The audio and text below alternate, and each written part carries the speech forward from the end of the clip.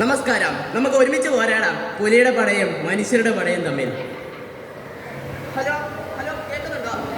ജുറോസ് കാക്ക, എന്താ എന്താ എന്തൊക്കെയാണ് വിശേഷം? No way, it's impossible. പിന്നെ താൻ യൂട്യൂബിന് വേണ്ടി എൻ്റെ കയ്യിൽ നിന്ന് ഒട്ടകറച്ചി മേടിച്ച്, ആനയിറച്ചി മേടിച്ച്, മയിലിറച്ചി മേടിച്ച്, ഇനിയിപ്പം എന്താ ആനക്കൊന്ന് ഫ്രൈ ചെയ്യാൻ പോവാണോ? ഇത് പറ്റില്ല. തൻ്റെ വരുമാനം എനിക്ക് 10% തരുമെന്ന് പറഞ്ഞിട്ട് 10 പൈസ പോലും തന്നിട്ടില്ല. അതുകൊണ്ട് അത് തന്നിട്ട് താൻ ആനക്കൊമ്പ് എടുത്തോണ്ട് പോയാൽ മതി. ആനക്കൊമ്പതിന് 50,000 രൂപയാണ് ആണല്ലേ?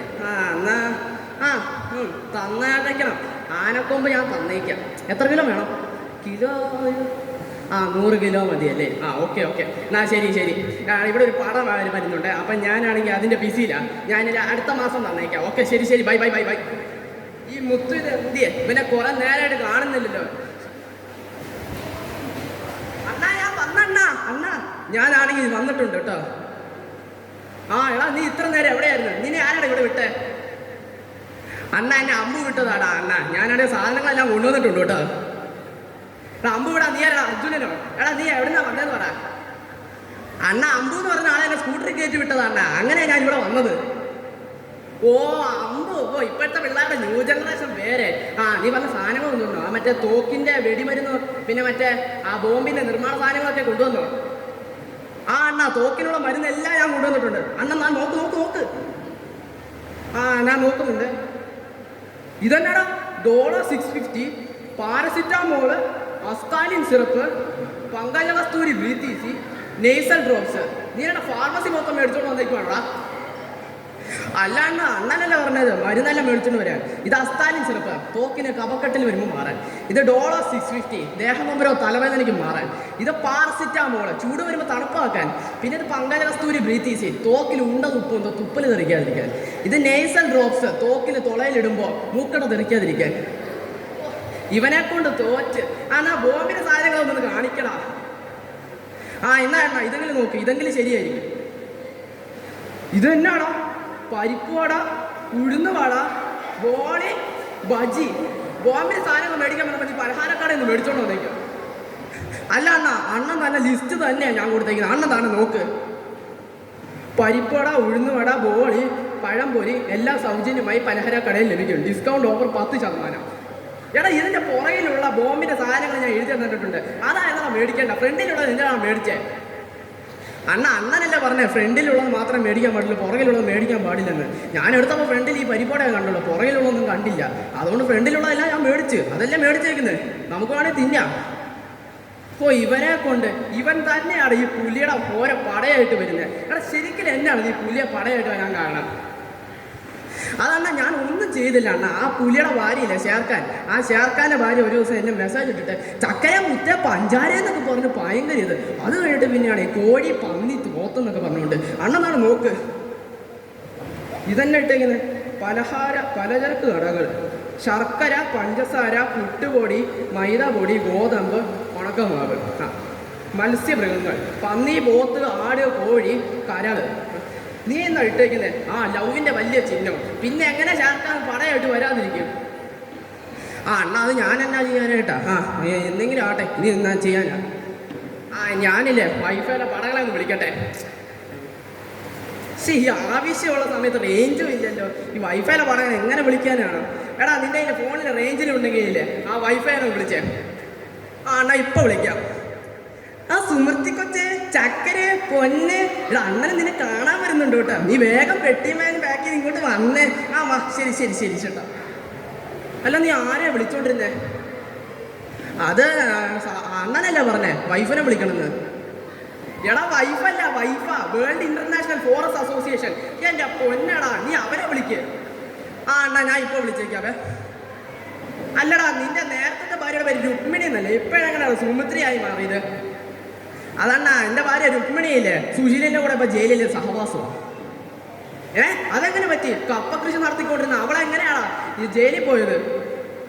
അതണ്ണ ഒരു ദിവസം ഇല്ലേ എൻ്റെ ഭാര്യ രുക്മിണി ഒരു ദിവസം കപ്പത്തോട്ടത്തിൽ ഇങ്ങനെ നടക്കുമായിരുന്നു. കുറെ പള്ളങ്ങൾ കണ്ടില്ലായിരുന്നു, അതെല്ലാം പറിച്ച് അപ്പുറത്തെ സുശീൽ വീട്ടിൽ കത്തിച്ചുകൊണ്ടിരുന്ന സ്ഥലത്തേക്ക് അങ്ങ് ഇട്ട് കത്തിച്ചങ്ങ് പുകഞ്ഞ് സുശീലനാണെങ്കിൽ അവിടെ കിടന്ന് കിറങ്ങി അടിച്ച് കറങ്ങുക. കൂടെ എൻ്റെ ഭാര്യയും കിടന്ന് കറങ്ങി. കുറച്ചു നേരം കഴിഞ്ഞപ്പോഴല്ലേ മനസ്സിലായത് എൻ്റെ മകനാണെങ്കിൽ ആ കപ്പത്തോട്ടത്തിൻ്റെ ഇടയ്ക്ക് കൊണ്ടുപോയി കഞ്ചാവ് നട്ടു. അങ്ങനെയാണ് പോലീസ് അവർ പിടിച്ച് അവർ രണ്ടുപേരും സുഖമോടെ ജീവിക്കുന്നത്, ഞാൻ എൻ്റെ സുമത്രി കൊച്ചുകൊണ്ട് കൂടെ ജീവിക്കുന്നത്. ഇവൻ്റെ ഭാര്യ ഇവന് ഒരുപോലെ തന്നെ മത്തം കുത്തിയ കുമ്പളം മുളക്കില്ലല്ലോ. അണ്ണ വേറെ കാര്യമുണ്ട്, എനിക്ക് പറയാനുള്ളത് എന്താണെന്ന് വെച്ച് കഴിഞ്ഞാലേ അണ്ണൻ്റെ പടയിൽ എൻ്റെ മകനെയും കൂടെ ഒന്ന് ചേർക്കും. അണ്ണൻ അവൻ തീയാണ്, നല്ല പുകഞ്ഞ് കിട്ടും അവന്. എന്നാൽ പിന്നെ നിന്റെ അച്ഛനെ നിന്റെ കുടുംബം എല്ലാം കൂടെ കൊണ്ടുപോകണം. എന്നാൽ പിന്നെ ഹൗസ്ഫുള്ളായിട്ട് പടം നടത്താലോ. അണ്ണൻ എൻ്റെ അച്ഛനെ വിളിച്ച് അണ്ണൻ അറിയാനോ എൻ്റെ അച്ഛൻ മരിച്ചു പോയി, അണ്ണൻ എപ്പോഴും എൻ്റെ അച്ഛനെ പറഞ്ഞുകൊണ്ടിരിക്കുക, ഞാൻ പോവുക. എൻ്റെ മുത്തുക്കുട്ടി ഇങ്ങോട്ട് വന്നേ, ഞാൻ അറിയാതെ പറഞ്ഞ കേട്ടോ. എടാ ഭയ നിന്റെ അച്ഛൻ എന്നാ ശരിക്കും പറ്റിയത്?